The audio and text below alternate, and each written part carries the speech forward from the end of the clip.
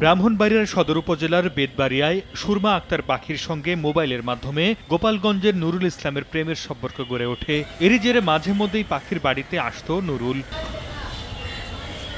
সম্প্রতি নুরুল বাড়িটিতে এসে জানতে পারে পাখির চাচাতো ভাই সুমনের সঙ্গেও প্রেমের সম্পর্কে জড়িয়েছে সে। এ নিয়ে তিনজনের মধ্যে কথা কাটাকাটি হয়। বুধবার পাখির ঘরে সুমনকে ঘুমাতে দেখে ক্ষিপ্ত হয় নুরুল। পরে সুমনকে উপর্যুপরি ছুরিকাঘাত করে পালিয়ে যাওয়ার চেষ্টা করে সে।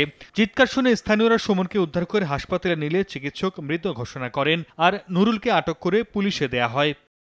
আমার বাগিনাকে আজ রাত 2:30 থেকে 3টার ভিতরে তার ঘরে ঢুকে ওই আসামি ছুরির আঘাতে আমার বাগিনাকে হত্যা করেছে। আমার পুত্র যে বাইলে হুন করছে তাকে আল্লাহ আপনারা সুস্থ বিচার করে হুন করে দিন।